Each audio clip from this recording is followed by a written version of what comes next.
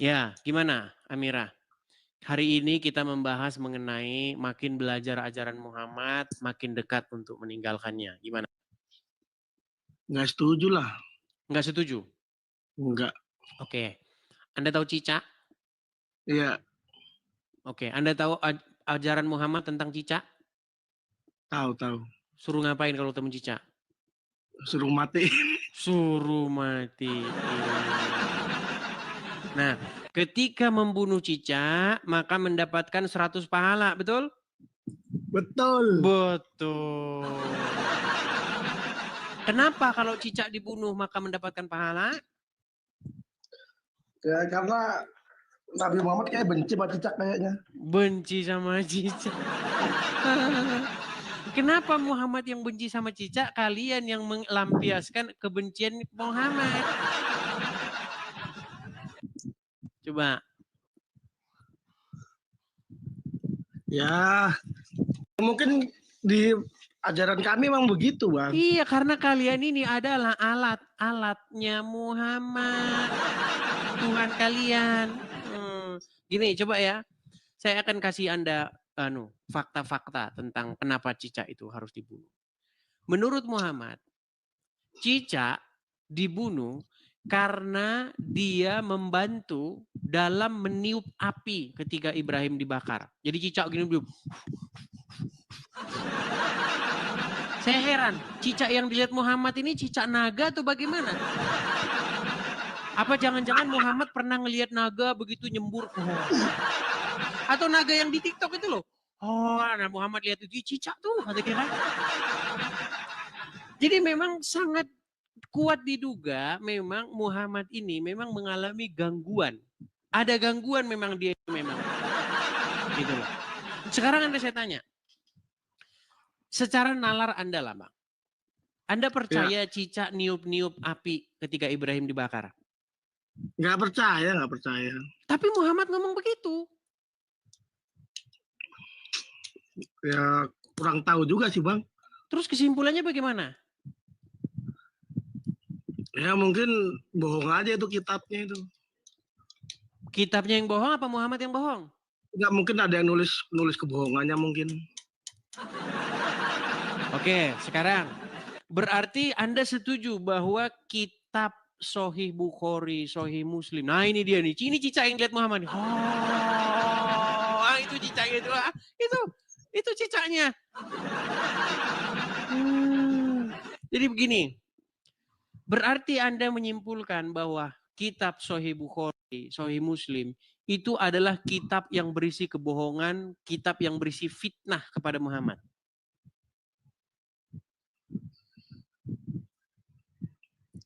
Iya. Oke. Berarti Anda setuju bahwa kitab itu harus dicampakkan ke tong sampah. Setuju? Itu maksudnya omongan itu ada di Al-Quran nggak, Bang? Baik. Saya sudah membaca Al-Quran itu lebih dari 100 kali. Khatam saya Al-Quran itu. Hebat abang nih. Tidak ada di dalam Al-Quran itu dikatakan bahwa cicak meniup-niup api Ibrahim ketika dibakar. Nah, itu adanya di dalam kitab-kitab hadis. Sahih Muslim, Sahih Bukhari, ya banyak itu riwayat-riwayat itu. Banyak sekali riwayat-riwayat itu. Dan itu sahih. Ya kan? Kalau sahih artinya itu benar-benar informasi itu valid. Kalau kata Kainama, valid. Itu benar-benar valid dari Muhammad. Nah, lalu Anda simpulkan mustahil Muhammad bilang gitu. Karena Anda nggak percaya, nggak logis cicak kok niup-niup api, ya kan? Lalu Anda simpulkan bahwa orang-oranglah yang berbohong lalu menempatkan itu ke mulutnya Muhammad seolah-olah Muhammad mengatakan demikian. Betul? Betul. Kesimpulannya, kitab Sahih Muslim maupun Sahih Bukhari berisi fitnah-fitnah, kekejian, kebohongan untuk menjelek-jelekkan Muhammad. Anda setuju? Iya. Berarti Anda setuju bahwa umat Muslim harus segera membuang kitab hadis Sahih Muslim, Sahih Bukhari dari rumahnya? Bingung sih jawabnya. Bingung. Makanya Bang, saya bilang, makin belajar ajaran Muhammad, makin dekat untuk meninggalkannya. Bang, kalau Anda baca Al-Quran, jangankan Anda, Muhammad disuruh merujuk kepada kitab-kitab yang sebelumnya, yaitu Taurat dan Injil. Karena di dalamnya terdapat petunjuk dan kebenaran. Tapi sayangnya baik Muhammad, baik umat muslim takut sama kebenaran itu. Akhirnya jadi kayak begini. Walaupun Islam Al-Quran mengatakan di dalam Taurat dan Injil terdapat kebenaran. Tapi ketika Muhammad disuruh, dibawakan, disuguhkan Taurat kepadanya, Muhammad malah marah-marah. Dia malah menyesat-nyesatkan Musa loh. Iya. Katanya begini, jikalau Musa ada di hadapan kalian saat ini, dia akan, dan kalian mengikuti dia, kalian akan tersesat. Coba. Katanya Muhammad meneruskan ajaran Musa. Katanya Muhammad merupakan orang yang kalau Musa ada di hadapannya, maka Musa akan mengikutinya. Tapi Muhammad bohong lagi. Loh, waktu Isra Mi'raj, ketika Isra Mi'raj, dikatakan Allah memerintahkan Muhammad untuk sholat 50 kali. Betul? Iya. Lalu dia ketemu sama Musa. Muhammad, balik lagi lo. Lu balik lagi sono, ketemu Allah. Tawar katanya. Ditawar. Oh itu Jadi Musa 45. yang ngomong, bukan Jibril. Musa. Baca makanya. Kalau nggak pernah dengar katanya tuh malaikat Jibril katanya ngomong begitu katanya. Tidak. Jibril dikatakan membawa Muhammad ke Sidratul Muntaha. Dia membawa Muhammad ke arsinya Allah. Lalu dia bertemu, Muhammad ketemu dengan Allah, disuruh sholat 50 kali, nggak tahu Allah bercanda atau gimana itu. Lalu baliklah Muhammad, ketemu sama Musa, disuruh balik lagi Muhammad, balik lagi lu, tawar, nggak bakal kuat umat lu, nggak bakal kuat. Ditawar jadi 45, balik lagi, oh tawar lagi, balik lagi. Terus sampai 5 kali. Setelah ke-5 kali, Musa masih ngomong, nggak kuat, balik lagi. Terus Muhammad ngomong gimana? Musa, saya udah malu katanya. Ternyata ketika Muhammad ketemu dengan Musa, bukannya Musa ngikutin Muhammad, malah Muhammad yang ngikutin Musa. Tapi kalau ngomong sama pengikutnya, jikalau Musa ada di sini, maka dia akan menjadi pengikutku. Jadi cerita Muhammad itu Bang, makin dipelajari, makin Anda murtad Bang. Percaya. Lu jadi pelawannya Bang, lucu Bang. Lu memang iya. Bang, selain saya membawakannya lucu, membawakan saya supaya tidak tegang, slow, begitu ya. Makasih Pak Agus Ibrahim. Yang saya katakan benar nggak Bang? Yang saya katakan benar nggak? Benar yang saya katakan. Dan juga Bang, ini perhatikan. Menurut Al-Quran, malaikat itu kalau naik menghadap Allah 1 hari, tapi kadarnya 50.000 tahun. Memang dia naiknya itu sehari bagi dia, tapi di bumi itu sudah 50.000 tahun. Makanya bohong lagi Muhammad. Kalau memang dia dibawa, gimana? Saya nggak pernah dengar. Di dalam Al-Quran, di dalam surat Al-Ma'arij, ayat 1 yang sampai ke-4, sampai ke-5. Malaikat-malaikat naik menghadap Allah dalam 1 hari yang kadarnya 50.000 tahun. Maka bersabarlah kamu. Nah kalau memang Muhammad naik di bawah Jibril menghadap Allah, artinya sampai sekarang Muhammad harusnya belum pulang. Karena 1 harinya naik itu 50.000 tahun di bumi. Bohong lagi Muhammad. Iya. Pokoknya Bang, kalau Anda baca hadis, Anda akan simpulkan Muhammad itu seorang penipu ulung. Kalau Anda baca hadis. Muhammad pernah bilang begini. Dia menunjuk mulutnya begini. Demi zat yang jiwaku berada dalam tangannya. Tidak keluar darinya. Maksudnya mulutnya. Kecuali kebenaran. Muhammad ngomong gitu. Ada hadisnya. Iya. Kata Muhammad tidak pernah keluar dari mulutnya kecuali kebenaran. Nyatanya gara-gara ngikutin Muhammad, ngikutin yang keluar dari mulut Muhammad, para petani kurma bangkrut. Iya. Muhammad suatu kali pernah ke Madinah. Ketika dia di Madinah, dia bilang sama para petani kurma, hentikan kegiatan-kegiatan kalian yang menyerbuk benang sari dan putik itu ditempel-tempelin, dikawin-kawinkan. Karena kalau pohon kurma itu dibiarkan begitu saja, kurma itu akan tetap tumbuh saja, baik-baik saja. Ternyata apa? Diikuti saran itu. Setelah diikuti, petani itu, para petani kurma itu mengalami gagal panen. Enggak berbuah pun hasilnya sedikit. Lalu Muhammad datang lagi ke kota tersebut. Dia heran, ada apa dengan pohon kurma kalian? Lalu para petani kurma itu bilang begini, ya Rasulullah, bukankah engkau dulu berkata begini dan begitu? Lalu Muhammad dalam tanda kutip ngeles dengan kata-kata, kamu lebih mengetahui urusan duniamu. Padahal Muhammad ngomong, tidak keluar dari mulutnya kecuali kebenaran. Nah, makanya Bang, kalau belajar hadis, ujung-ujungnya Anda akan membuangnya ke tong sampah. Gimana? Coba, kalau yang tukang marah-marah, yang tukang ngintip-ngintip, yang tukang mau lapor-lapor, daripada kalian capek-capek, argumen lawan dengan argumen. Coba Bang, Amira, Anda kan Muslim ini, tapi Anda setuju dengan perkataan saya? Iya. Setuju Amira. Tapi kan nggak harus diyakinin dong. Iya, tapi bagaimana Anda Islam di detik yang sama Anda setuju dengan perkataan saya?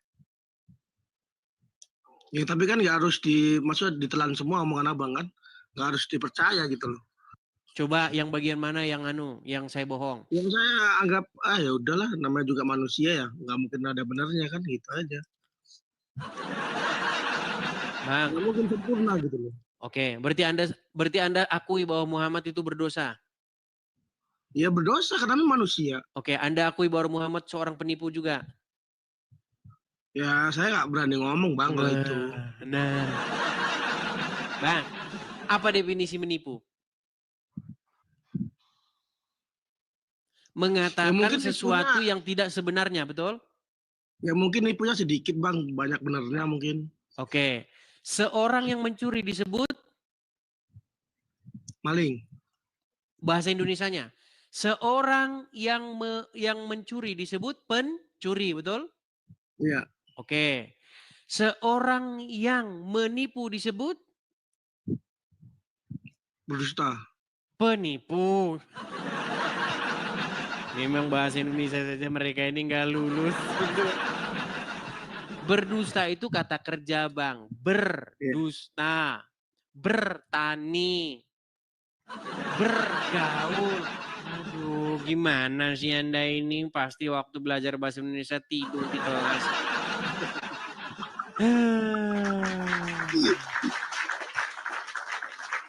Bang, coba Bang. Anda buktikan dulu bahwa Anda ini seorang Muslim ini. Coba bacakan dulu surat Al-Fatihah. Bismillahirrahmanirrahim. Alhamdulillahirabbil alamin. Terus? Ar-Rahmanirrahim. Terus? Malik Yaumiddin. Terus? Udah. Oke, baik. Anda setuju bahwa Muhammad seorang penipu? Enggak. Nah, sekarang enggak. Tadi iya, sekarang enggak, kadang iya, kadang enggak. Saya kan sebagai umatnya saya harus membela beliau, Bang. Bagaimana Anda membela Muhammad sementara Anda sudah dapati Muhammad seorang penipu? Ya kita nggak usah dengar tuh Bang, nggak usah dengar. Jadi anggap aja angin lalu gitu. Anggap angin lalu. Itu Baiklah, wajar baiklah. Bang, saya kan umatnya. Saya membela beliau wajar. Ya, gini Bang, kenapa Anda masih membela dia? Karena Anda masih mengutamakan perasaan ketimbang akal sehat. Tapi begini, memang ini membutuhkan waktu. Ya, jadi saya sarankan kepada Bang Amira untuk memperdalam agama Islam. Nanti Anda akan buktikan omongan saya. Makin belajar ajaran Muhammad, makin dekat Anda akan meninggalkannya. Maksudnya meninggalkannya itu meninggalkan kemana, Bang? Ya meninggalkan ajaran Muhammad itulah. Yang Anda ikut-ikutin itu gimana? Ya, terus kemana? Bawa meninggalkan terus kemana? Ya, makanya Bang. Step tangga 1 aja belum Anda lalui. Bagaimana Anda mau tahu tangga nomor 3? Makanya lakukan dulu. Ketika nanti Anda lakukan itu, nanti Anda akan mencari jalan kebenaran dan hidup. Ketahuilah Bang ya, apa kata Yesus? Akulah jalan dan kebenaran dan hidup. Seperti itu. Yang perlu Anda lakukan sekarang ini step awal untuk menuju ke situ itu meninggalkan dulu ajaran Muhammad. Ya. Jadi ada step-stepnya Bang. Nggak mungkin Anda percaya ajaran Muhammad di detik yang sama Anda akan percaya Yesus, nggak mungkin itu. Makanya tinggalin dulu ajaran Muhammad itu, baru jalan itu agak terbuka begitu. Selama ini kan buntu ini, buntu karena percaya sama Muhammad. Oke gitu Bang ya, kita lanjut dulu ya ke muslim yang lain, oke? Oke, makasih Bang Amira. Amira Yasmin. Amira Yasmin ini dulu pertama-tama naik, dia pertama-tama protes sama tujuan, tapi lama-lama mengiyakan. Kan udah saya bilang, sekali kamu nonton Edis TV, kamu akan marah-marah. Kedua kali nonton Edis TV, kamu akan mulai cari tahu apakah yang saya katakan itu benar atau tidak. Nah, ketiga kali Anda sudah mulai manggut-manggut mengiyakan saya. Nah, keempat kali Anda akan meninggalkan agama Islam.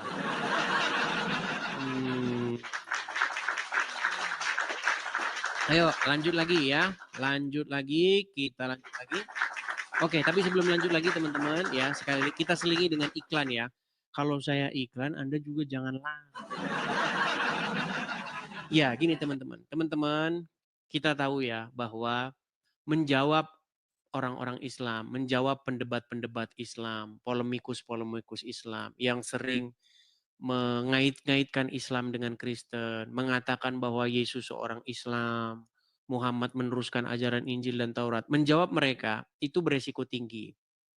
Itulah kenapa ketika saya menjawab mereka, saya mengalami persekusi, saya harus menghindar, pindah dari tempat sana ke tempat sini, ya kan, mencari tempat yang aman karena saya dicari-cari seperti itu.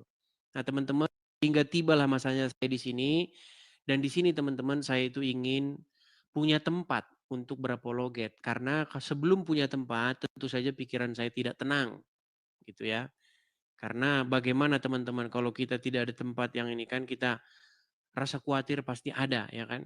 Dan kita tidak mungkin juga berapologet dari bawah kolong jembatan. Dan juga kita bukan berapologet ini mungkin 3 tahun atau 5 tahun tidak. Kita nampaknya masih belasan bahkan puluhan tahun yang mendatang.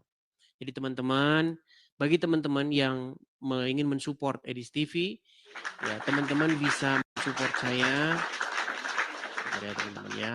Teman-teman bisa mensupport saya di sini ya.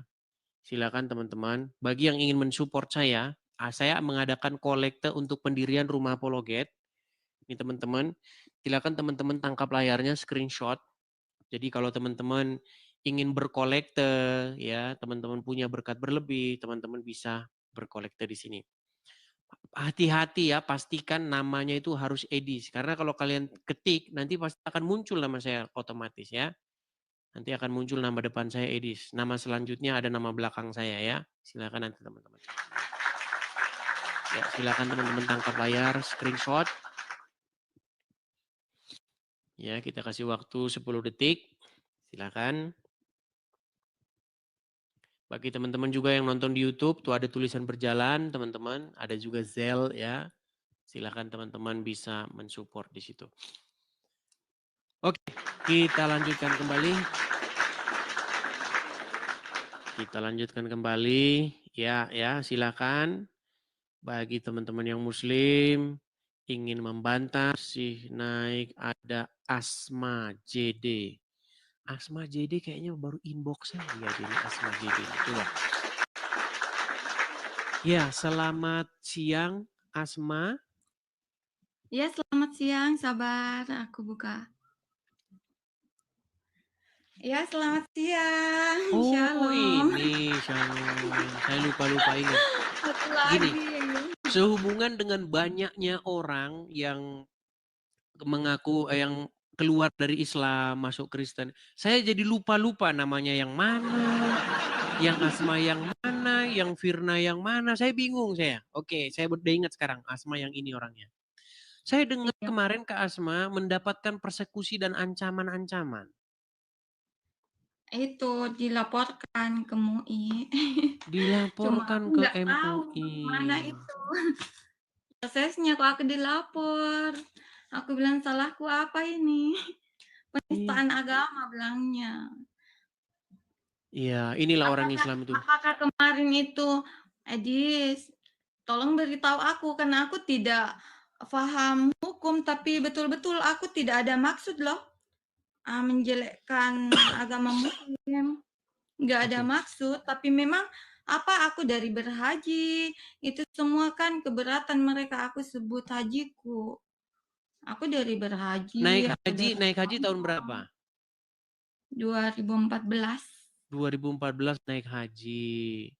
Gini ya, memang penistaan agama ini yang mendefinisikan menista itu ya orang Islam. Jadi makanya teman-teman, ketika ada orang Islam membahas tentang bagaimana dia meninggalkan agama Islam, didefinisikan menista. Karena hakimnya Islam.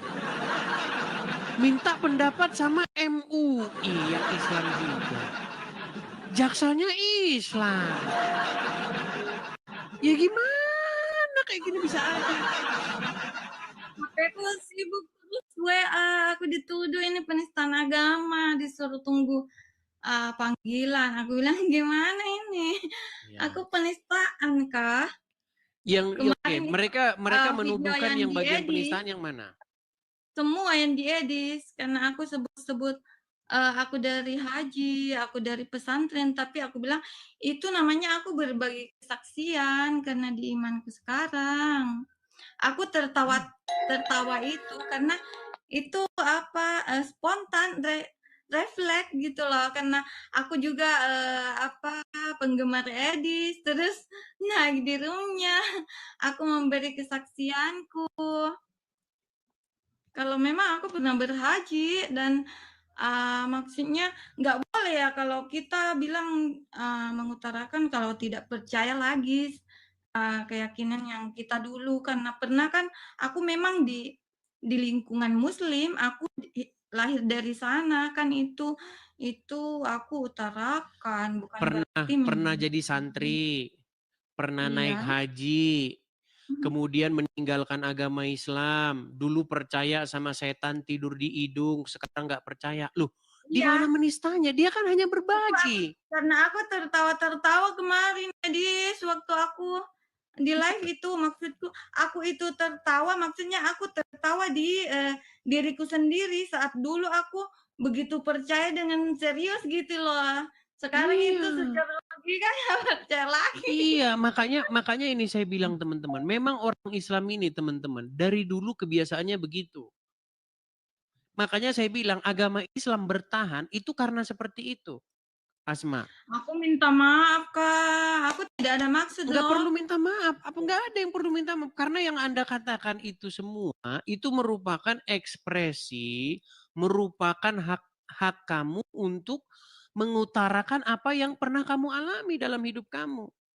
Iya, Bahwa itu dulu kamu percaya kupikir setan itu tidur di hidung, hakku, sekarang iya. nggak percaya Aku kan lagi. Ya tidak nggak apa-apa tidak gitu. sebut hajinya orang, aku tidak maksud merusak, nama haji, tidak. Aku kan, memberi kesaksian karena waktu aku pernah berhaji, iya. Iya, saya pastikan itu tidak ada itu. Memang kalau ngomong sama orang Islam memang apa saja jadi penistaan agama. Minta suara toa dikecilkan saja kalau ngomong sama orang Islam jadi penistaan agama. Gini, ini memang ada hukum kita ini karena gini ya. Untuk Komisi 3 ini DPR ini, yang nggak tahu nih Komisi 3 ini kerjanya ngapain aja. Gini ya, ada satu di dalam KUHAP kita yang bunyinya itu seperti ini. Hakim tidak boleh mengadili satu perkara di mana terdakwanya itu memiliki ikatan keluarga. Nah, kenapa? Kenapa hakim tidak boleh mengadili perkara yang terdakwanya punya ikatan keluarga dengan hakim? Karena pasti putusannya itu tidak lagi objektif. Pasti putusannya itu sudah dipengaruhi oleh ikatan batin itu. Nah, dalam kasus undang-undang penistaan agama, bayangkan kalau terdakwanya dia menista agama yang dimiliki hakim. Pasti ada tendensi. Makanya saya bilang, penistaan agama ini dibuang saja ke tong sampah. Dari mana Itu jalan aja. ceritanya seorang yang menista agama Islam terus diadili oleh hakim yang Islam? Udah gitu hakimnya kadrun lagi. Bayangin juga. Udah pasti putusannya ya pasti membuat ya gimana? Pasti karena yang dinista agama si hakim itu. Hakim pasti punya ikatan, punya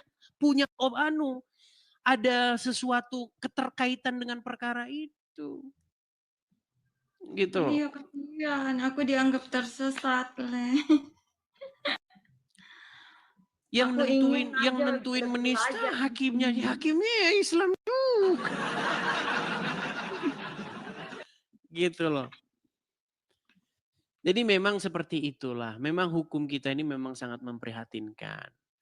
Memang di kertas ya, di buku itu bagus. Bagus di buku. Tapi di prakteknya ya seperti itu Asma. Tapi tenang saja Oh, Asma, tidak perlu. jadi memang itu prosedurnya kalau aku ngomong kayak kemarin itu memang harus dilapor, iya. Iya, Karena karena udah orang Islam dilapor. itu mereka tidak punya lagi daya kekuatan untuk membela agamanya. Dari dulu orang Islam tuh tidak kuat kalau berargumen, nggak kuat. Makanya mereka itu kuatnya langsung main demo, lomba pakai baju daster di Monas.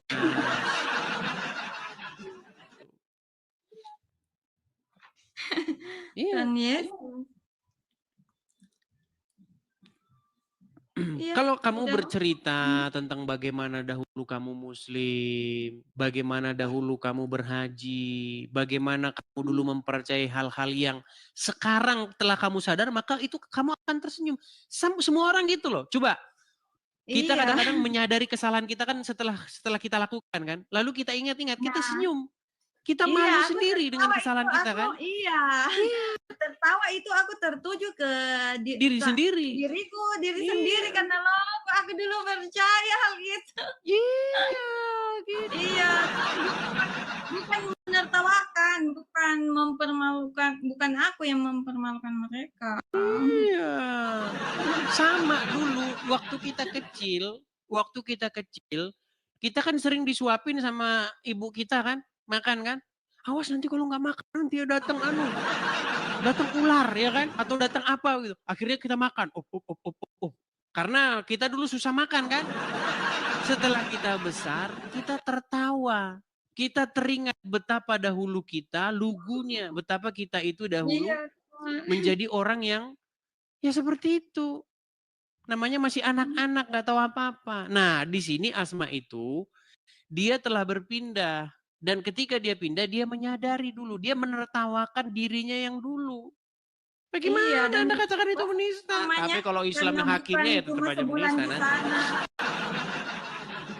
bukan Gitu. cuma setahun, artinya pastilah banyak kesaksian hidupku yang aku bisa berbagi. Iya. Gitu. Ya Dan itulah ternyata Asma, memang tidak seperti boleh itulah. diutarakan. Makanya saya bilang begini, yang membuat Islam itu masih ada di muka bumi, itu adalah yang seperti itu Asma.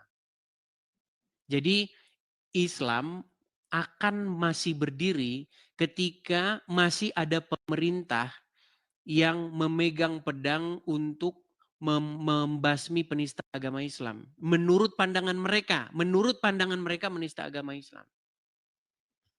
Tapi sebenarnya kan itu bukan menista. Seseorang yang mengemukakan pendapatnya tentang agama Islam, tentang agama Kristen, tentang agama apapun, itu nggak bisa dikatakan menista.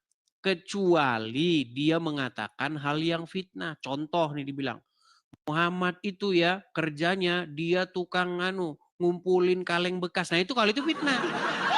Itu kan fitnah itu, nggak ada itu. Tapi kalau Muhammad bilang di hidung ada setan, ya memang benar. Gimana? Kalau Muhammad bilang mencium batu Hajar Aswad menghapus dosa-dosa, memang benar. Kalau Muhammad bilang dulu batu Hajar Aswad itu putih, kemudian akibat dosa-dosa manusia dia berubah jadi hitam, memang benar. Dan dulu aku percaya, iya. Jadi itulah kita bersuara ya. Tapi bagaimanapun ya sekarang itu udah ada kekuatan internet, kekuatan. Jadi tidak ada lagi mereka walaupun di ada penistaan agama segala macam. Kita masih tetap bersuara nih dari media sosial. Dan ini tidak bisa dihalangi oleh siapapun. Gitu. Iya, Setiap orang yang lebih haus belajar akan di kebenaran. sini. Gimana? Aku senang dengar Edis di sini belajar.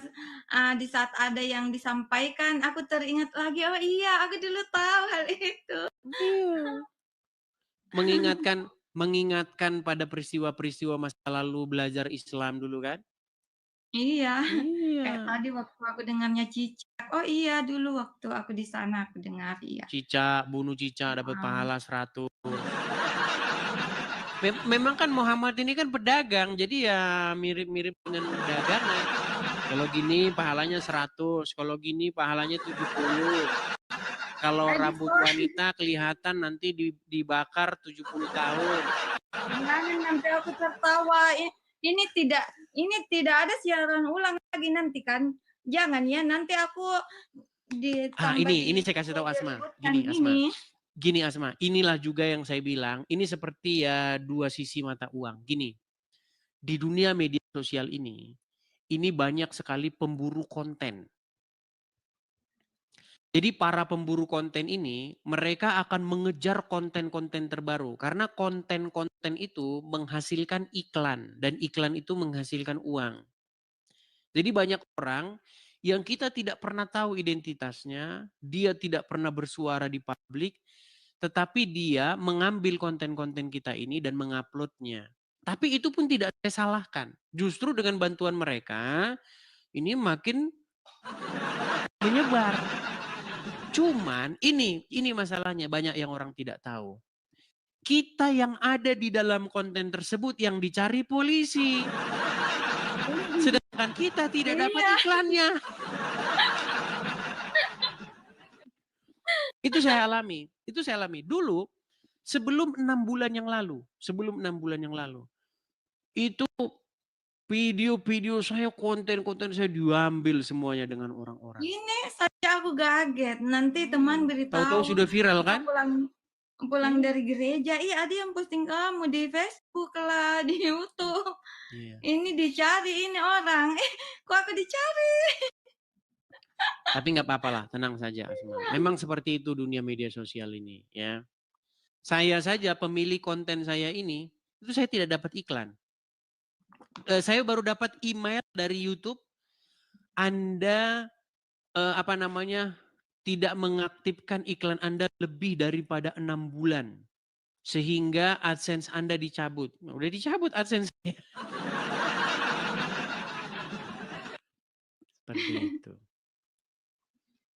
Tapi tetap saja Tuhan itu baik. Selalu saja ada cara begitu loh. Makanya teman-teman pada ngomong kan, Bang, abang itu berapologet seperti ini, tidak ada iklannya, videonya diambil orang, terus YouTube Anda sendiri nggak ada iklannya. Udah, bilang aja sama penontonmu itu suruh Galang bikin rumah apologet. Nah itulah asal muasalnya. Ceritanya seperti itu. Seperti itu. Aku ingin sih supaya tidak terganggu. Aku bilang aku nggak mau ribut. Aku ingin lebih belajar di sini tentang Yesus. Andai aku masih ada kemampuan macam mendalami Alkitab, belajar kayak sekolah gitu. Karena aku kan tidak dari kecil tidak ada sekolah minggu. Aku sangat ingin kalau bisa aku jadi penginjil. Tapi tenang saja Asma ya. Artinya begini, kalau Anda sampai gara-gara kasus ini Anda sampai berhadapan dengan hukum, ya itu nanti akan semakin membuat agama Islam itu ada di layar tancap sebagai agama yang sangat lemah. Agama yang sikit-sikit penistaan agama. Agama yang sudah tidak punya lagi kemampuan untuk membantah argumen. Aku curhat di Bang JN Sinurat, ya dia bantu kasih solusi. Aku sampaikan. Iya. Timnya Edis ya. Iya. Udah sampai ke media asing, udah sampai. Wajah Islam di Indonesia itu sudah sampai ke media asing. Sudah sampai. Jadi bagaimana seseorang yang mengemukakan pendapatnya tentang agama Islam, mengutarakan argumen-argumennya tentang agama Islam, bukannya dijawab sama orang Islam. Orang Islam memang nggak bisa jawab karena nggak ada jawaban, nggak. Tapi dipenjarakan. Nggak mau lah aku di penjara, nggak mau lah aku di penjara. Ya, makanya tapi tenang saja, Asma. Aku ulang-ulang videoku. Aku cuma bersuka cita dalam Tuhan Yesus, kok tiba-tiba aku diributkan. Sedangkan aku simak-simak kok banyak yang menjelekkan agama. Kayak tadi aku ada lihat macam dituduh-tuduhnya Tuhannya kita, Tuhan Yesus, ke seks-seks segala. Otaknya semua. Padahal sudah saya bilang itu. Tidak ada kalau mereka bilang begitu, itu nggak ada dalilnya. Mereka kan sering mengatakan, lihat tuh Yesus menganu-nganu keledai katanya. Memang orang Islam kan memang otaknya udah kotor. Tapi saya bisa membuktikan bahwa ada sebuah hadis yang mengatakan bahwa Muhammad itu sanggup menggilir istri-istrinya dalam satu hari. Dan dikatakan dia memiliki kekuatan seksual setara 30 pria. Itu ada hadisnya. Dan seorang pendebat yang berdebat dengan saya membahas itu. Iya, ada seorang pendebat muslim. Dia berdebat dengan saya soal itu. Soal apakah Muhammad itu seorang raja SEX. Ada, dan dia akui itu. Dia mengakui bahwa Muhammad seorang raja SE. Nih, saya akan putarkan ya. Ini bagi muslim yang suka bilang-bilang yang itu nih. Ini bukan saya ada-adakan, ini pendebat sendiri yang mengakui. Perhatikan nih. Betul nggak kamu mengiyakan bahwa nabimu raja seks? Oke. Mengiyakan kan? Mengiyakan kan? Sebentar, narasimu begini. Saya susah ini sudah. Mumpung belum banyak yang nonton kamu. Kamu akui nggak bahwa nabimu seorang raja seks? Satu. Saya sudah mengakui kemarin kan? Nah. Ini loh. Dia sudah mengakui kemarin. Habis itu dia disidang sama Juma, sama Nora. Rashid, sini kamu. Kenapa kamu kemarin mengatakan begini? Sidang dia. Begitu. Saya bahkan sudah pernah menantang kemarin itu. Kalau ada orang Islam yang bisa menunjukkan tunjukkan satu manusia di bawah kolong langit ini yang sanggup menggilir 11 wanita dalam satu hari. Siapa orangnya? Gak ada mereka yang sanggup, cuman Muhammad. Makanya hadisnya berkata, Muhammad diberikan kekuatan seksual dengan setara 30 laki-laki. Saya bilang sama Rashid, Sid, gimana Sid kalau nabimu dipajang di obat kuat? Nah, dia langsung marah. Dia marah. Gimana? Loh, bagaimana tidak dikatakan Muhammad sebagai pria yang tangguh? Dia memiliki kekuatan setara 30 pria. Cocok ini ditempel di obat kuat. Maksudnya nggak mau. Gimana? Seperti itu, Asma. Jadi maksud saya begini, artinya walaupun saya akui memang bahasa saya itu ada sedikit sarkas, ada sedikit kata-kata yang sedikit dalam tanda kutip menertawakan, tapi kan ada dasarnya gitu loh. Masa cuma orang Islam doang yang boleh menertawakan? Karena apa? Di channel-channel umat Islam, bagaimana mereka ketika membahas agama Kristen, mereka menertawa-tawakan. Masa saya nggak boleh menertawakan gimana? Ketika Abdul Somad membahas di dalam salib ada jin kafir. Coba lihat videonya Abdul Somad. Bagaimana dia katakan? Gimana itu kepalanya? Kepalanya begini atau begini?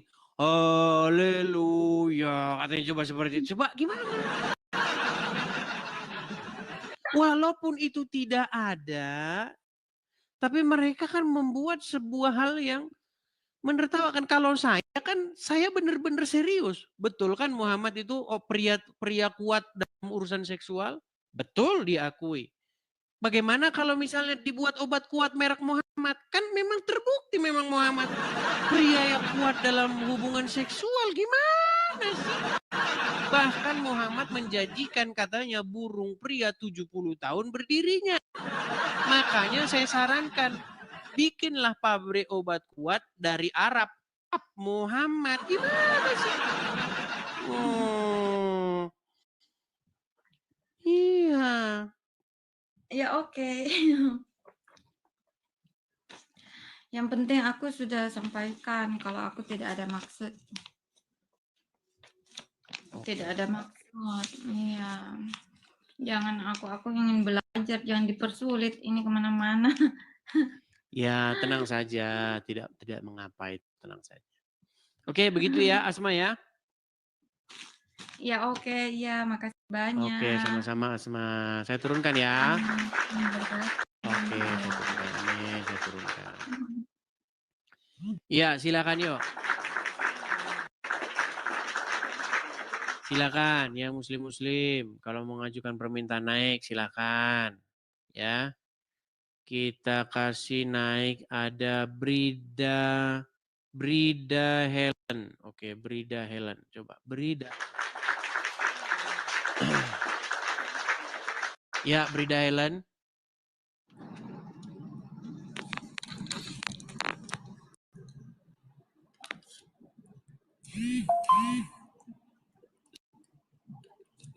Ya, halo Brida Helen.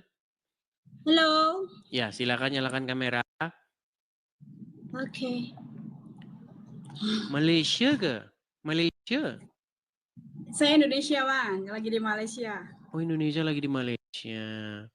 Bagaimana Brida Helen? Apakah Anda ini seorang muslim atau bagaimana? Saya muslim, Bang. Muslim.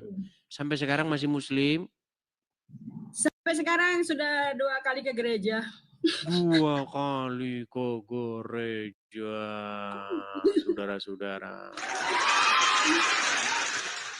Ya, gimana? Tolong bisakah Anda berbagi mengenai kisah hidup Anda? Tapi di sini nggak boleh ngaku-ngaku loh. Anda aku jadi mau ngomong, Bang, ya, tapi sebetulnya aku takut. Aku mau ngomong tapi aku udah gemeteran. Yang penting bahasanya jangan terlalu, tahu kan orang Islam kan tukang marah-marah. Iya. Gini, Di sini nggak boleh ngaku-ngaku loh ya, Kak Brida. Di sini tidak boleh ngaku-ngaku. Coba, Anda menjadi Islam sudah berapa lama? Dari lahir kah? Dari lahir. Dari Saya lahir puasa. Islam. Oke. Dari lahir. Coba kalau memang Anda Islam dulu, berarti Anda ingatlah doa-doa ketika sholat, bacaan-bacaan sholat. Coba. Mau bacaan doa. Terserah yang mana aja, yang Anda ingat aja. Bismillahirrahmanirrahim. Alhaakumut takasur hatta zultumur maqabir. Kala sopa ta'lamun summa kala sopa ta'lamun. Kala lau ta'lamun na ilmal yakin la tarawun al jahin. Summa la tusalun yauma izin anina. Sah. Iya, gimana? Ini makin banyak saja setiap hari, teman-teman. Setiap hari sekarang sudah mulai bersuara orang-orang yang meninggalkan agamanya Muhammad. Coba Kak Brida, bagaimana ini Kak Brida ceritanya kok bisa dari pengikut Muhammad terus sekarang ke gereja? Silakan. Gini Bang ya. Tapi bahasanya yang bagus ya, nanti marah nanti. Sebenarnya ini bukan karena aku ikut dengar abang. Ini dengar abang ini baru berapa minggu ini loh. Sebelumnya aku sebenarnya dari kecil dari masa-masa SD gitu, SMP, SMA itu berproses. Saya itu diawali dengan hal seperti misalnya kita ada acara pesantren kilat misal di sekolah dulu ya.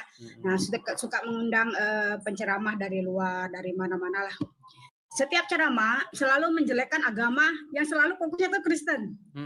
Nggak pernah agama lain ya, Hindu, Buddha, nggak pernah Kristen. Jadi awalnya seperti mendoktrin kita untuk membenci gitu. Tapi aku jadi nggak respect, kok begini, kok Ustadz ngajarin kok begini gitu kan. Tapi yang namanya orang ustadz lagi kan, kita pun harus percaya ya, sudah terima. Tapi hati menolak, tapi ya dengar aja lah, masuk gitu. Terus guru agama saya dulu pernah, mudah-mudahan gak ada di sini ya, waktu SD, dia mengajarkan tentang riba. Tapi ternyata di luar aku tahu dapat info dari orang tua saya, ternyata guru agama itu tukang pinjam duit riba, tukang minjemin orang duit riba. Sebagai orang yang istilahnya ban bandarnya lah, minjemin gitu ya. Nah itu jadi nggak respect juga, teorinya lumayan waktu ngajar, pas kok begitu sih, udah oke lah lewat. Mungkin ya namanya manusia, mungkin pasti ngajarin yang baik, tapi prakteknya mereka belum tentu mampu. Kemudian ada lingkungan saya lah ya, waktu saya pernah di Indonesia pernah ngajar jadi guru honor. Di situ saya itu mungkin dari seluruh guru yang lainnya tuh pakai jilbab syar'i panjang-panjang semuanya. Sedangkan aku Islam, tapi aku sendiri yang nggak pakai jilbab, nggak pakai apa, seolah-olah ngajar tapi gaya-gaya sekretaris gitu. Jadi nggak pendek juga sih, di bawah dengkul juga. Tapi dicemooh sama guru lain. Kalau udah pakai baju yang rapi sedikit katanya. Emang aku nggak pakai baju kataku. Ada rasa dulu zaman waktu jadi guru, bukan sekarang. Aku dulu pernah juga jadi guru honor waktu aku kuliah. Dan nggak ada guru-guru zaman dulu sibuk pakai jilbab semuanya, dan masih diterima aku nggak pakai jilbab. Kok di sini pada jadi tiba-tiba jadi muslimah semua gitu kan? Jadi aku merasa terganggu karena aku waktu itu merasa berbeda sendiri, seolah aku sebagai guru yang mengajarkan contohkan tidak baik kepada anak murid. Oke, aku berjilbab syar'i juga panjang, dan aku kerepotan kan jilbab ikut-ikutan orang kayak gitu. Hati aku sebenarnya udah kita nyangkut di motor Bang, itu spionnya juga absennya ketutup gitu ya. Kita sen ke kiri, nggak ada lampunya, yang belakang nggak lihat. Tadi modalnya besar, setiap aku mau pakai jilbab mesti ikut-ikutan orang panjang-panjang kayak gitu. Sudah pakai dalemannya, ada jilbabnya, bukan harganya murah, mahal semua. Kok jadi ribet kali, kok jadi mahal aku gitu kan. Dan juga aku tengok guru-guru itu yang berjilbab, walaupun jilbab banyak, yang namanya ngerumpi di kantor itu. Bapak-bapak aku kayaknya bukan muslim orang yang alim-alim amat, tapi enggak gini. Menurut aku ya gitu. Jadi aku pikir, ini yang bagaimana sih muslim yang sebenarnya ini? Ada lagi membenci anjing kayak teman aku, sok-sokan membenci anjing sampai anjing dilempari. Aku yang teriak-teriak gitu kan. Jangan sampai berantem sama dia. Jadi seolah-olah lempar anjing dia masuk surga. Pahala. Ya Masuk karena surga, ya. ini hewan yang haram gitu kan. Iya. Jelmaan setan kata Jadi Muhammad. aku banyak hal yang aku tidak cocok. Ini masalah ini apa? Hah? Kata Muhammad, anjing hitam itu jelmaan Nah, terus setan. lagi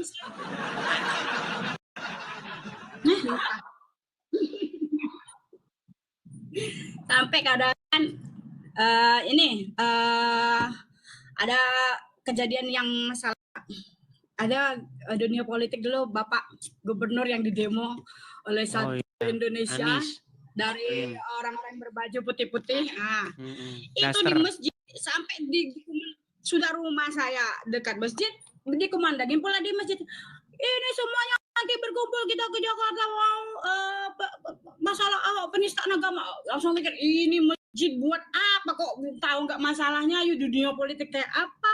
Kok tiba-tiba heboh gini? Nah, jadi banyak hal yang aku kebingungan.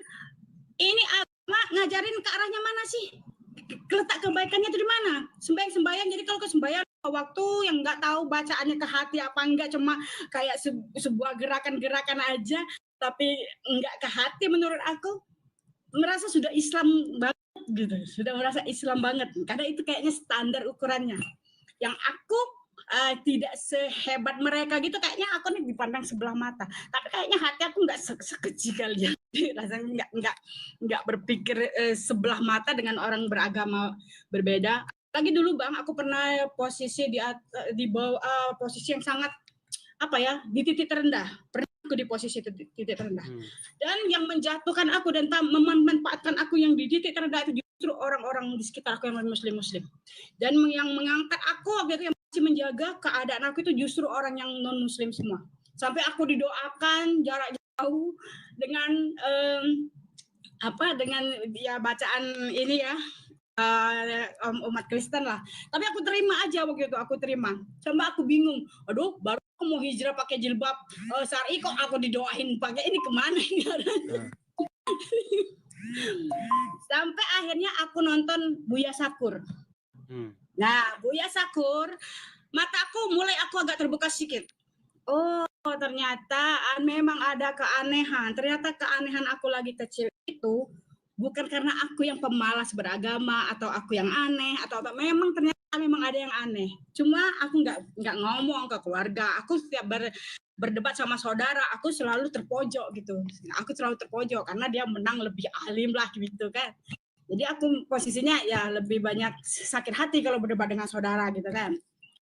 Nah itu makanya di Buya Sakur membuat aku sedikit terbuka banyak hal-hal yang ternyata ini. Kemudian aku nonton lagi Abu Marlum, Sarip Karim, nah Quraish Shihab. Itu orang-orang yang respect terhadap agama lain dan bisa ada keseimbangan lah terhadap agama lain, tidak memojokkan kalau aku lihat. Tak tahu kalau abang, tapi kalau aku pandang seperti itu.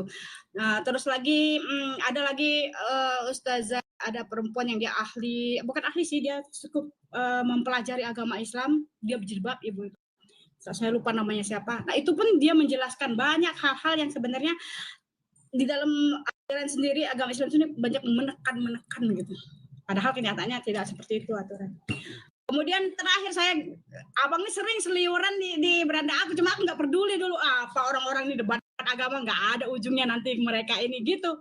Tapi nggak tahu di video mana akhirnya aku ketemu, ternyata ini dah, akhirnya aku nonton terus. Di situ baru udah ada yang positif, gua pindah.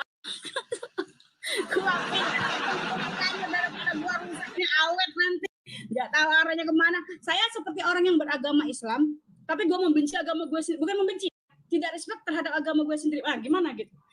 Selalu setiap berdebat justru menyalah-nyalakan ajaran yang diajarkan ustadz ini. Akhirnya aku bukan membenci, tidak respect terhadap banyak ulama. Itu jelek juga menurut aku. Jadi aku seperti Islam yang munafik gitu kan. Islam yang munafik. Jadi Islam yang tidak sejalan dengan ini. Makanya aku pikir, aku bukan nekat, tapi ini sudah aku pikirkan, aku sudah nangis beberapa hari untuk pindah ini. Aku yakinkan diriku, akhirnya aku cari teman aku yang non muslim di sini sulit sekali ya, banyak teman aku muslim semua. Akhirnya aku jumpa teman aku, tapi dia gini, kamu tolong bantu aku mau ke gereja. Dibantunya. Mantap. Akhirnya kita udah dibantunya, aku sudah mulai pergi gereja dan aku ngomong sama ada pengurus gereja, belum tahu namanya apa, tapi nomor telepon aku udah dicatatnya, jadi setiap ada kegiatan gereja apa-apa tuh dia call saya dan disuruh kayak hari Selasa ini saya pun dipanggil ke sana untuk ikutin acara di sana apa semuanya. Saya masih belajar Bang, jadi belum tahu. Kalau Ya, abang apa-apa, bertahap lah. membimbing saya pun, kalau abang ada waktu membimbing saya Oh banyak pengennya forum-forum gini. Ada banyak forum-forum Kristen, apalagi yang wanita-wanita begitu. Ada kok di channel-channel TikTok juga ada. Begitu. Berbagi cerita sama dia. Ada tuh salah satu channel tuh namanya Yuli. Yuli. Ngobrol-ngobrol, iya. Tapi ini nggak tahu Boleh. ya teman-teman aku di Indonesia ada yang nonton apa enggak ke saya.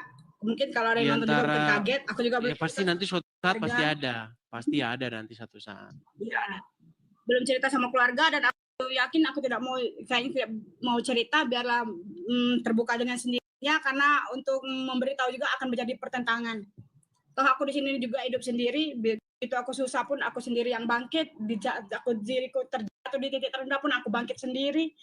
Nah, jadi aku pikir udahlah, keluarga mau membuang pun tidak masalah. Kalau mereka menghormati saya untuk menerima perbedaan dan tidak perlu berdebat, ya udah aman, kita masih bersama berkeluarga. Kalau dibuang tidak masalah, saya sudah terbiasa sendiri ke beberapa negara, jadi tidak masalah. Mantap, mantap. Hanya itu Kak Brida? Iya Bang. Oke. Saya menanggapi ini ya, masalah jilbab dan masalah riba ya gini. Iya. Jadi dulu saya nggak tahu Kak Brida ini kelahiran tahun berapa, tapi dulu di zaman saya sekolah, di zaman tahun di bawah tahun 2000-an, itu belum ada orang berjilbab. Ada. Iya. Fenomena atau wabah berjilbab itu baru ada tahun 2015 ke sini. Iya, dan fashionnya semakin meningkat, fashion baju syar'i panjang-panjang itu. Iya. Iya, siapa? Jadi kalau kita telusuri, siapa yang gembar-gembor wajib jilbab. Ternyata penjual jilbab.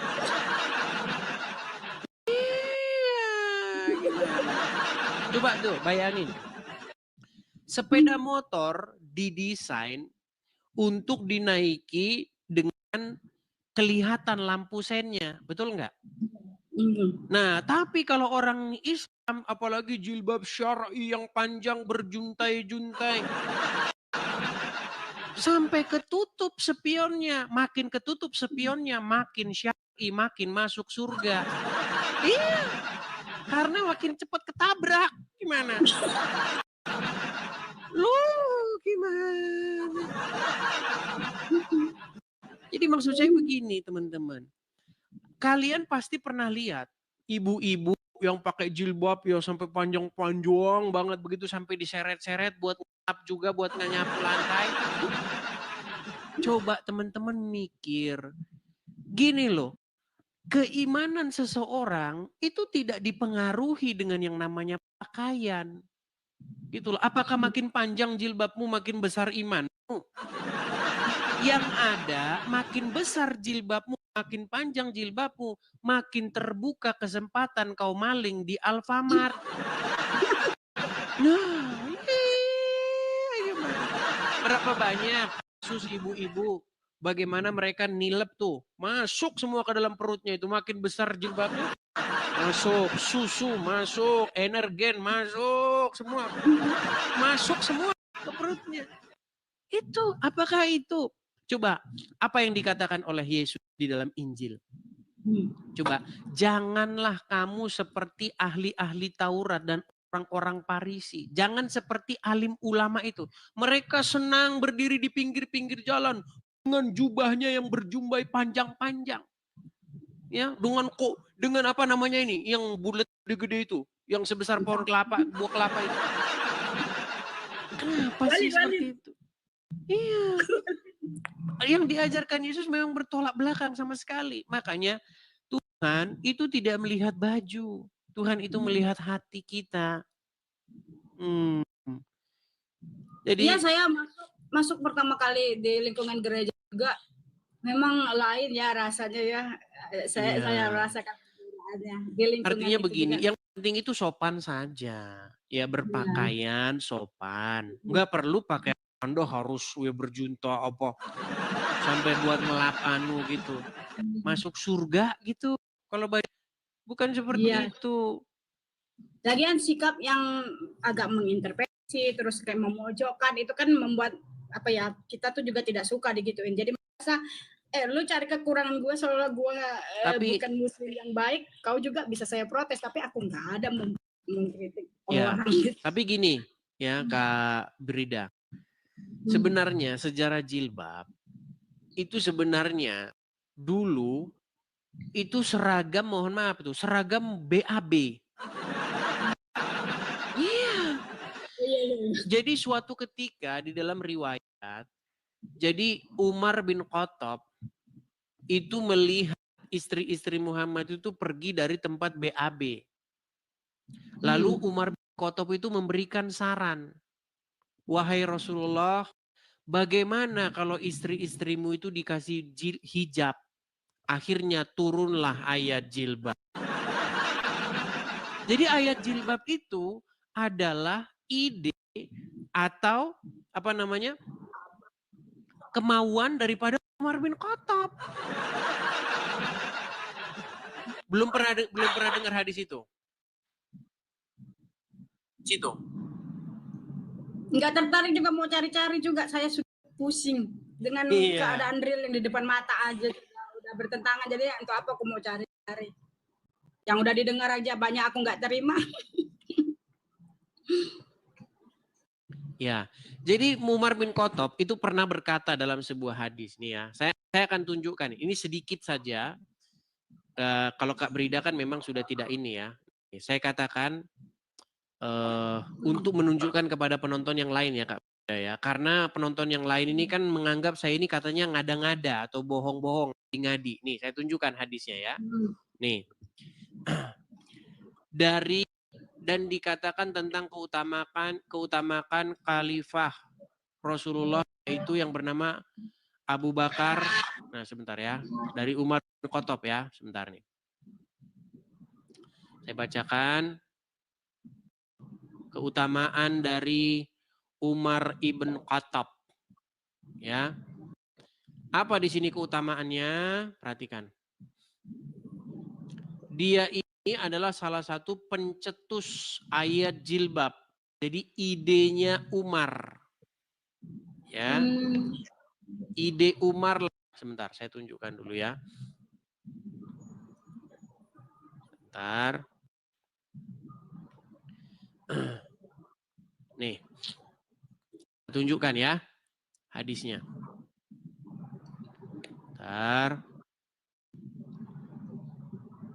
Keutamaan dari Umar bin Khattab. Sebentar. Saya kasih hadisnya saja langsung ya. Hadis Umar bin Khattab. Sebentar.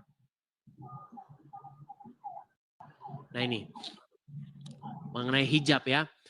Al-Bukhari menyebutkan dengan mengacu kepada Aisyah mengatakan, Umar berkata kepada Rasulullah, ya, pasangkan hijablah untuk istri-istrimu.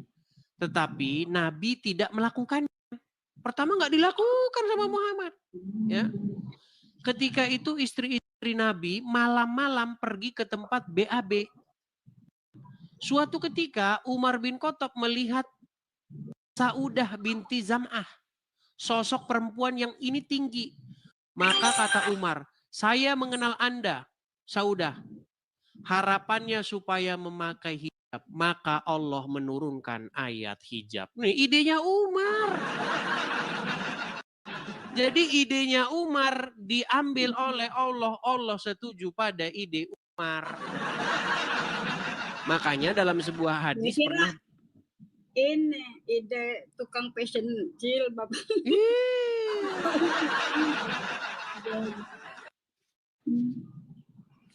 Seperti itu. Terus mengenai riba ya. Kadang-kadang orang Islam ini kalau ngomong riba otaknya nggak pernah dipakai. Gini, riba itu apa sih? Definisi riba itu artinya kelebihan. Contoh nih contoh. Kita beli HP harga 1.000. Kita jual 1.200. Nah yang 200 itu disebut riba. Riba itu artinya kelebihan. Nah, di dalam Bible itu berbicara mengenai riba. Riba itu tidak boleh diambil dari orang miskin. Ya, jangan kamu mengambil riba dari orang miskin. Bukan tidak boleh mengambil riba. Setiap perdagangan itu harus ada riba. Kalau nggak ada riba ya nggak jalan.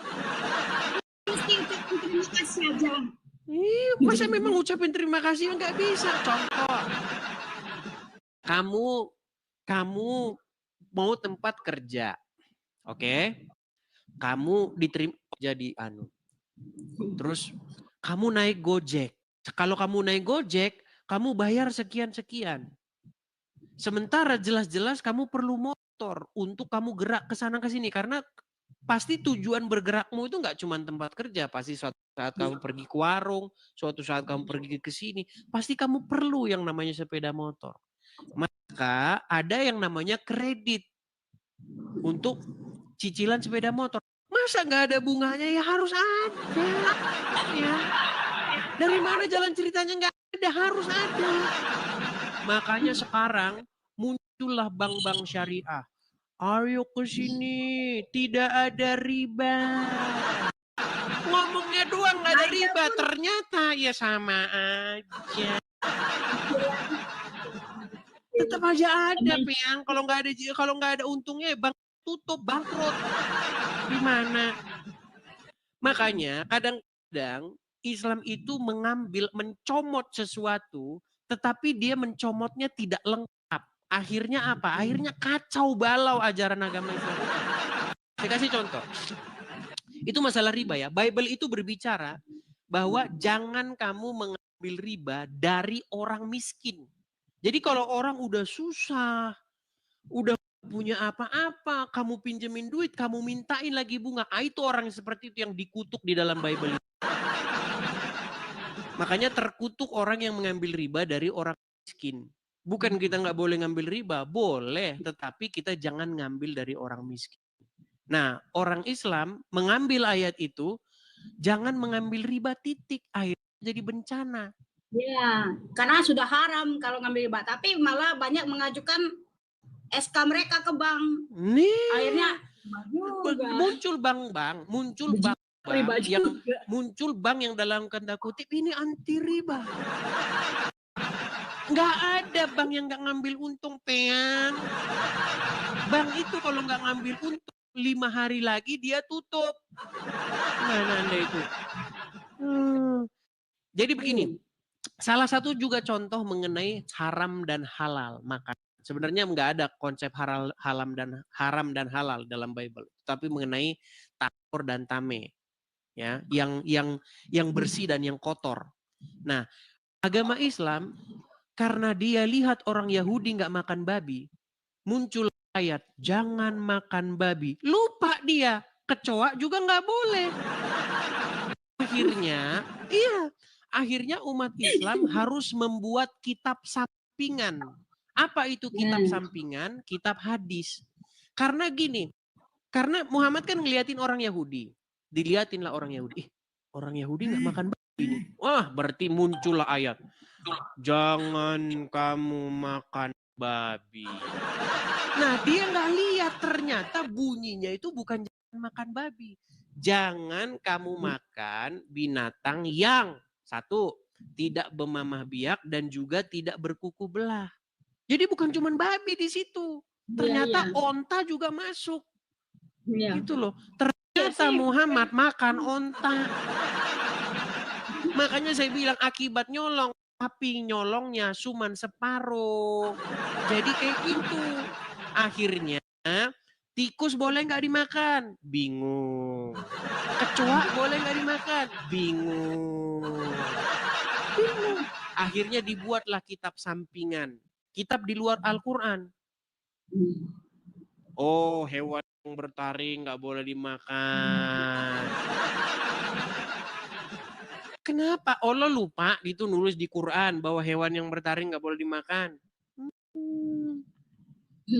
Saya menghabiskan waktu saya mempelajari mendalami agama Islam itu 13 tahun. Jadi saya tahu persis agama Islam itu kayak apa. Dari mana munculnya begitu. Dan satu lagi ini Bang, seperti haji itu ya. Aduh. Ini mungkin takut jadi ini ya pro kontra kalau saya ngomong ini. Kan kalau di masjid itu dipisahkan antara laki-laki dan perempuan. Tapi ternyata pas di Makkah sana kan itu berbaur Bang. Sampai mencium Hajar Aswad itu sampai tabrak-tabrakan.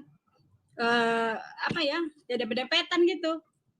Akhirnya ada banyak, aku lihat ada di situ yang di expose ada pelecehan-pelecehan juga. Ya namanya negara lain badannya lebih besar kan. Nah, di situ aku tanya apa artinya pemisahan di masjid sedangkan di sana dibaurkan, apa maksudnya? Iya, itulah makanya kalau makanya saya bilang perempuan iya.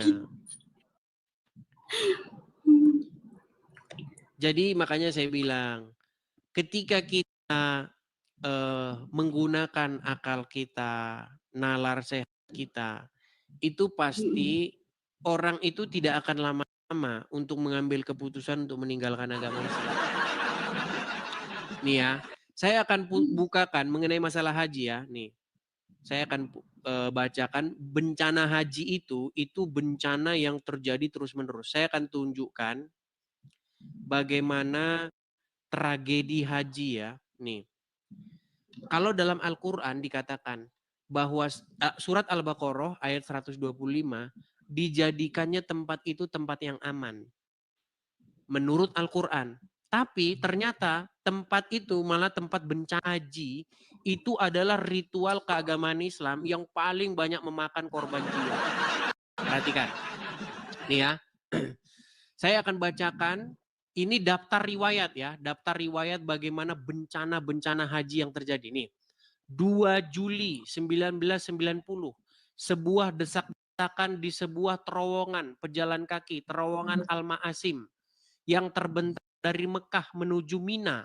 Dan dataran Arafat. Berujung pada kematian 1426 peziarah. Kebanyakan diantaranya berasal dari Malaysia, Indonesia, dan Pakistan. 23 Mei 1994, sebuah desak-desakan menewaskan 270 peziarah saat lempar jumroh. 9 April 98, sekitar 118 peziarah terinjak-injak sampai mati. 180 luka-luka. 5 Maret 2021, 35 terinjak-injak. 11 Februari 2003, ritual lempar jumroh diklaim menewaskan 14 peziarah. 1 Februari 250 peziarah tewas. Ini terus 2006 desak-desakan nih terus ini makan korban jiwa terus ini ritual haji nih 24 September 2015 2236 peziarah tewas pada sebuah desak-desakan nih ini kebakaran nih ya nih 340 tewas belum lagi yang keren yang kemarin tahu yang keren jatuh nih tahu. Nih, kekerasan, protes dan kekerasan nih, pengepungan Makkah nih. Oleh apa nih? Nih lihat nih, ada semua nih. 942 karavan haji nih, kembali nih. Nah, terus banyak sekali nih. Kejadian-kejadian haji itu. Mereka bangga tapi Bang, karena mereka menganggap itu syahid. Iya. Padahal di dalam ayat Quran dikatakan bahwa nih, saya tunjukkan ayatnya bahwa Masjidil Haram itu tempat yang aman menurut Allah nih saya bacakan Al-Baqarah ayat 125 ya. Makanya sebenarnya kita akan berhenti percaya Quran kalau kita menggunakan nalar kita. Perhatikan. Dan ingatlah ketika kami menjadikan rumah itu Baitullah tempat berkumpul bagi manusia dan tempat yang aman. Perhatikan nih. Nih, tempat yang aman. Tempat yang aman dan dijadikanlah sebagian makam Ibrahim sebagai tempat sholat dan seterusnya dan seterusnya. Ini tempat yang aman. Nyatanya Masjidil Haram itu menjadi tempat yang tidak aman. Copet, pelecehan seksual, injek-injekan. Berapa banyak orang meninggal? Bagaimana Anda katakan ini tempat yang aman? Kan itu viral tuh, yang perempuan yang sampai nangis-nangis itu. Saya kira di Baitullah ini orang-orang ternyata saya dilecehkan. Ada itu. Jadi ini salah satu platform atau media kita untuk bersuara begitu. Boleh nanti kapan-kapan kalau ada muslimah-muslimah yang lain atau yang laki laki-laki juga muslim-muslim yang lain, boleh datang kemari cerita bagaimana perjalanan hidup Anda meninggalkan agama Islam. Seperti itu. Jangan sama takut. juga, tapi saya di umur sekarang saya masuk ke 48. Gimana? Baru saya memantapkan diri ya di usia 48 baru saya 47 masuk 48 baru memutuskan untuk aku ambil keputusan. Karena di dalam tapi agama Islam ini juga pintar, Bang. Dia apabila kita mati dalam keadaan berpindah agama itu pun hal yang tidak baik. Itu nakut-nakutin. Kita Islam terus kita murtad, itu pun kita ada sosial, ada membuat kita tuh sepertinya sudah posisi di Islam kita tuh udah dikunci gitu. Iya. Nah, jadi makanya ini salah satu ini tugas ini untuk supaya orang itu sadar bahwa itu adalah salah satu upaya untuk membuat kamu tidak berani berpikir. Nakut-nakutin. Gitu. Iya.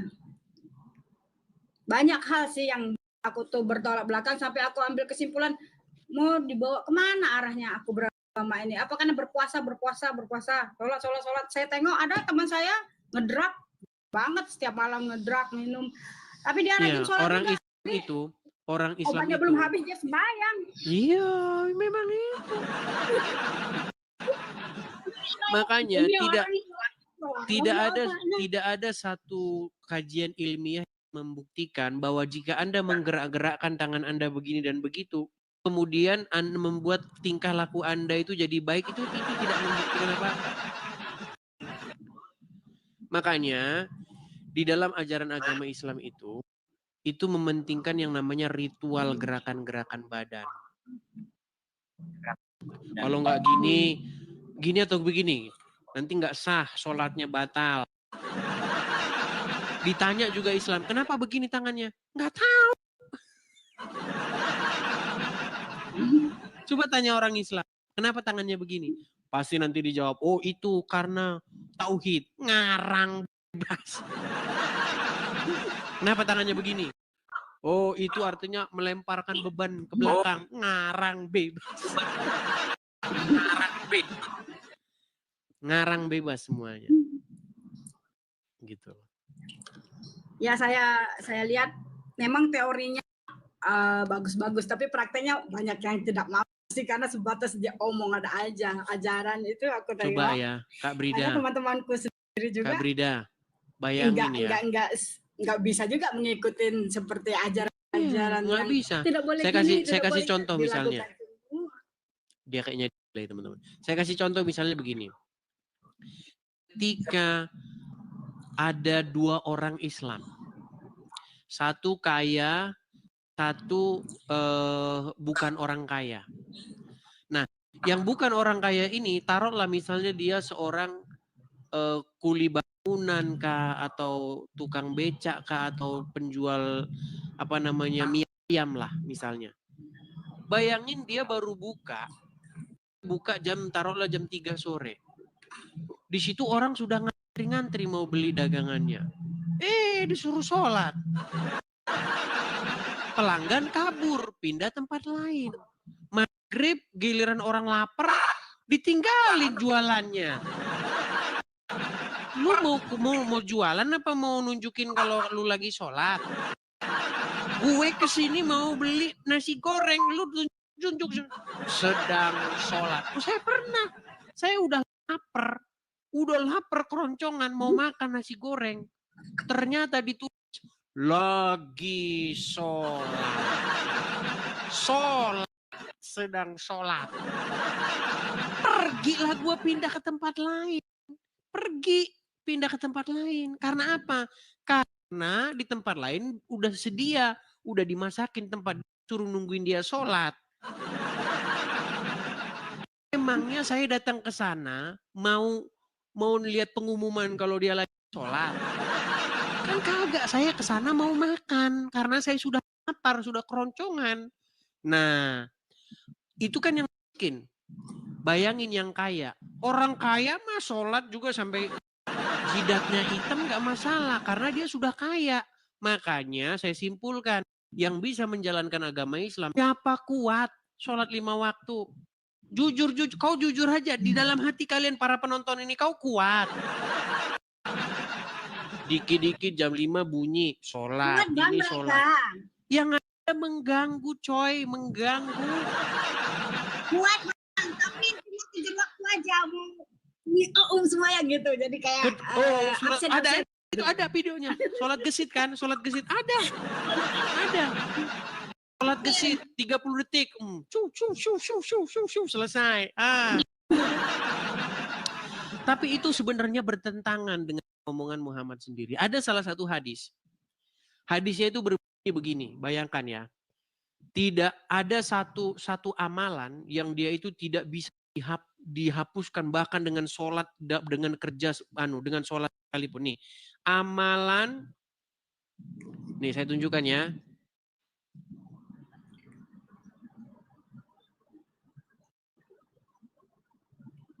Nih, saya tunjukkan ya bahwa memang ajaran Islam ini kalau makin dipelajari makin pening. Nih, sebentar ya. Sabar ya. Saya tunjukkan bagaimana ada amalan yang dia itu hanya bisa dihapus oleh kerja keras. Makanya malah makin pusing sekali ya. Nih perhatikan. Saya kasih tunjuk ini. Sholat tidak bisa mengalahkannya. Perhatikan. Dia lebih hebat daripada sholat. Saya tunjukkan.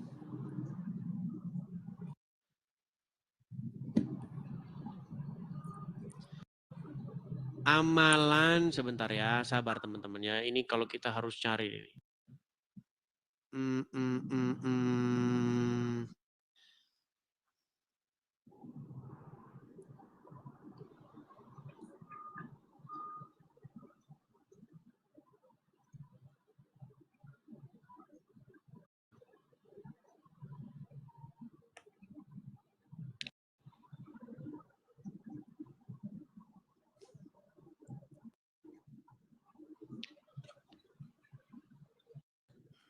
Sabar ya.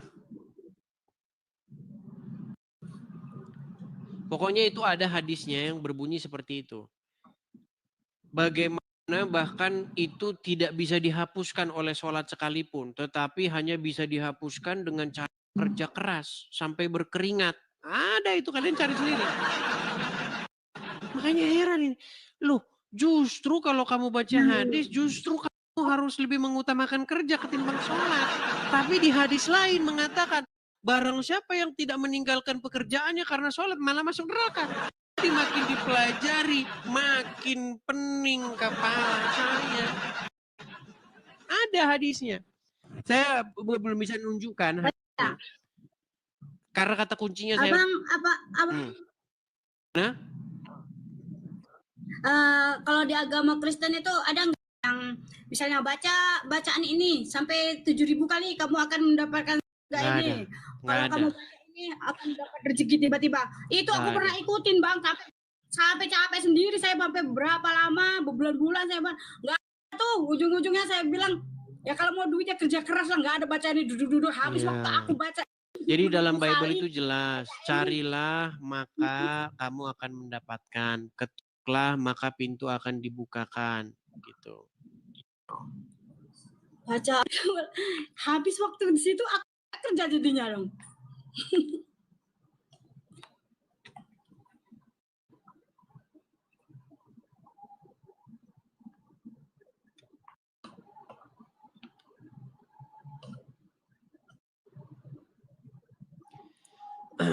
Yang jelas hadis itu ada ya, hadis itu ada. Ini mungkin ya, sebentar ya. Nah ini, saya balikan dulu ya kamera saya ya. Nah ini. Nyarinya susah banget saudara-saudara ya. Nih, perhatikan ya. Sebagian ulama mengatakan ada jenis dosa yang tidak dapat dihapus kecuali oleh keresahan perihal nafkah keluarganya. Perihal ini terdapat dalam hadis Rasulullah dan seterusnya dari sekian dosa, ini kata Muhammad ya. Dari sekian dosa terdapat jenis dosa yang tidak dapat ditebus kecuali dengan kebimbangan untuk mencari penghidupan, mencari nafkah. Bahkan nggak bisa dihapus dengan sholat. Ya. Nah, tetapi di ayat yang lain, barang siapa kalau kamu meninggalkan sholat, kamu walau kalau karena kerjaanmu kamu dihukum. Pokoknya makin dipelajari makin pening pokoknya. Ya. Nih, Rasulullah bersabda, siapa saja yang memiliki 3 putri lalu memenuhi nafkah mereka dan memperlakukan mereka dengan baik sehingga Allah menjadikan mereka mandiri terhadap ayahnya, saya Allah jadikan surga dan seterusnya. Nih. Ada ini, baca saja nanti kalian akan dapat hadisnya nih. Hadis mengenai ada satu yang tidak bisa dihapus kecuali dengan bekerja keras. Bahkan sholat sekalipun tidak akan menghapuskan itu, dosa itu. Ada ini, kalian baca saja itu. Tapi di hadis yang lain dikatakan, kalau kamu meninggalkan sholat karena perniagaanmu, satu sisi bilang ini, satu sisi bilang gitu. Gak sinkron jadinya.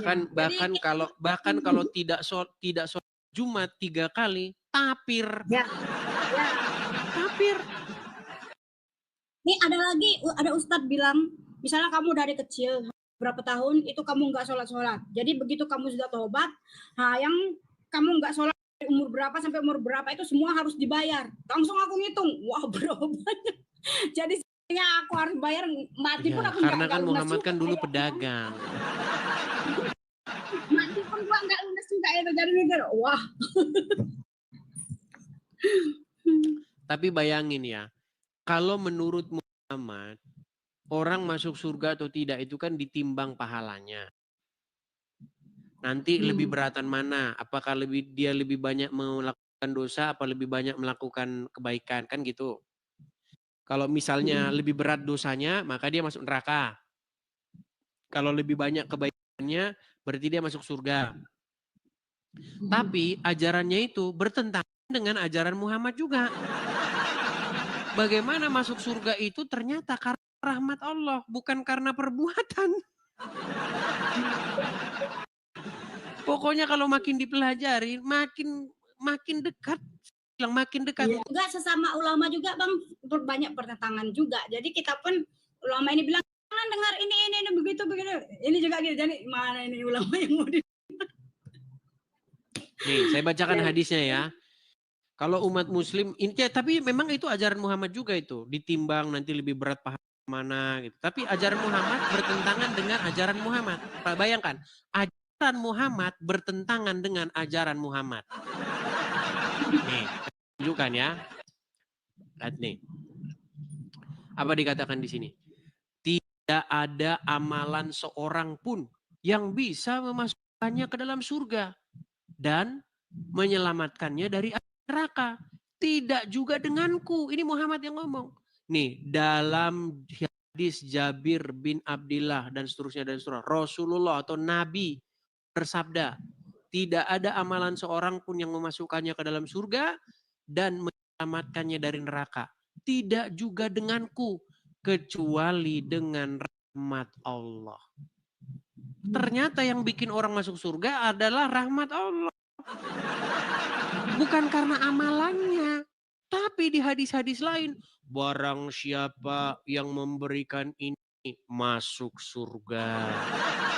Barang siapa, kan sering nggak selama kamu dulu dari Kak Brida jadi muslim, sering nggak dengar? Helen. Barang Iya. siapa yang menolong nanti anjing minum air masuk surga. Barang siapa yang nanti mengerjakan sholat ini, sholat fardu atau apa, masuk surga. Tapi di ayat lain tidak ada amalan yang membuat masuk surga. Makanya saya bilang, ini Muhammad ini memang, ini yang sebentar, yang gila ini yang siapa, yang bikin hadis atau siapa gitu. Saya pusing sendiri simpulannya. Ning. Gitu loh. Iya, ada juga bilang kalau punya anak, nanti anaknya mendoakan orang tuanya biar ya yang tertolong oleh anaknya. Lah gua yang nggak punya anak, siapa mau doain? Bahkan yang nggak mau punya anak kan bukan aku, keadaan tidak bisa tidak memberi saya keturunan. Bahkan di dalam hadis, bahkan di dalam hadis Muhammad itu menjamin 10 sahabat masuk surga. Sahabat-sahabat yang sudah dijamin masuk surga, Umar bin Khattab, Abu Bakar, sudah dijamin sama Muhammad masuk surga. Sementara menurut ayat ini Muhammad sendiri tidak dijamin masuk surga. Yang ngomong Quraisy Shihab itu. Quraisy Shihab berkata tidak benar. Saya ulangi. Sekali lagi, tidak benar. Nah, gayanya Quraisy Shihab kan kalau ngomong begitu nih ya. Tunjukkan ya. Nih. Quraisy Shihab. Wow, makasih Pak Agus Ibrahim, Pak Agus. Quraisy Shihab nih ya. Saya tunjukkan bagaimana pernyataan Quraisy Shihab bahwa Muhammad sendiri tidak dijamin masuk surga. Saya putarkan ya. Karena banyak muslim-muslim yang awam-awam nih. Kita pertanyaan saya ataupun tentang kemuliaan di Allah Pak Quraisy. Itu kan kalau Nabi Muhammad kan sudah istilahnya sudah dijamin sebagai manusia yang paling mulia yang masuk surga gitu. Nah, kita manusia-manusia yang hidup zaman sekarang ataupun masa depan masa akan datang gitu. Apakah ada kemungkinan untuk bisa mengejar status seperti itu, Pak? Paling tidak ya gitu, hampir seperberapanya lah gitu agar kita merasa iya satu hal dulu, tidak benar. Saya ulangi, tidak benar bahwa Nabi Muhammad sudah dapat jaminan surga. Surga itu hak prerogatif. Tidak benar Muhammad dapat jaminan surga. Dari mana?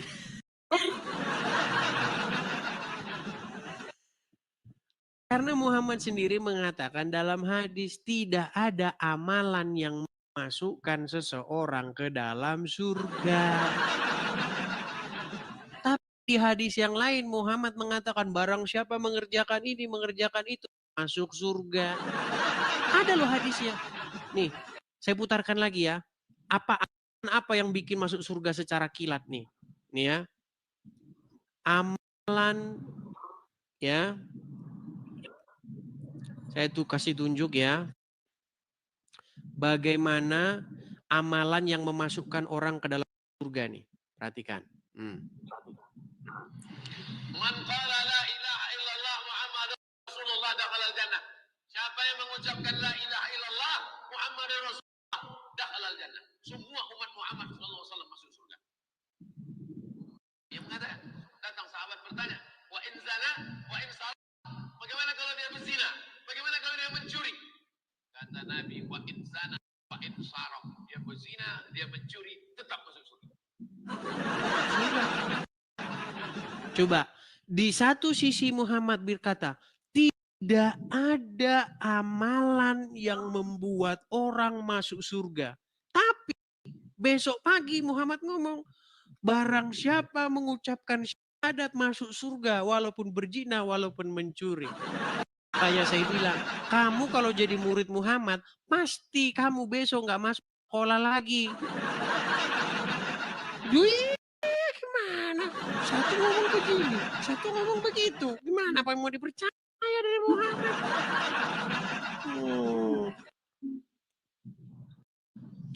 Oke lah, begitu dulu ya, Kak Ya, ya. Brida, karena sudah jam 2, sudah tepat jam 2, orang pada capek nih, mungkin sudah prepare mau pulang. Begitu ya? Oke. Oke, thank you. Sama-sama Kak Brida. Saya turunkan ya. Ya, itulah teman-teman ya. Jadi teman-teman jangan lupa follow terus akun ini dan bagikan ya.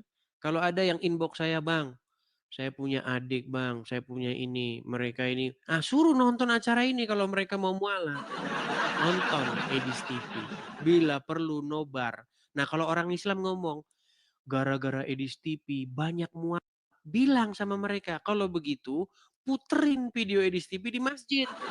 Biar makin banyak orang mualaf. Ya. Mungkin kita rehat dulu. Mudah-mudahan nanti malam kita siaran kembali ya. Jangan lupa untuk pantengin terus follow akun asli saya ya. Dan di akhir acara teman-teman, sekali lagi teman-teman ya, kita ada program untuk mendirikan rumah apologet di sini. Teman-teman yang tergerak hatinya ingin membantu saya Edis TV untuk mendirikan rumah apologet di sini, teman-teman bisa mensupport saya di sini. Ini saya tempelkan di profil saya. Kalau teman-teman mampir ke profil saya nanti ada tulisan kolekte dan ada sebuah link di situ, link YouTube. Kalau Anda klik link YouTube itu, maka Anda akan melihat beranda YouTube saya dan Anda akan mendapati nomor ini. Hati-hati dengan penipuan. Kalau tidak muncul nama Edis berarti saya pastikan itu adalah penipuan. Ya, silakan teman-teman tangkap layarnya. Banyak akun-akun palsu ya. Hati-hati nih, hati-hati akun tiruan ya. Jadi teman-teman, silakan teman, saya balik dulu saja badan saya ya, biar enggak ini. Ya teman-teman silakan layar. Bagi teman-teman yang nonton di YouTube juga, silakan teman-teman screenshot. Ada tulisan yang berjalan itu teman-teman. Mohon maaf ini saya agak sedikit pilek. Ya gimana enggak pilek, teman-teman, yang kita hadapi banyak yang ya. Jadi teman-teman silahkan tangkap layarnya bagi teman-teman yang ingin mensupport Edis TV.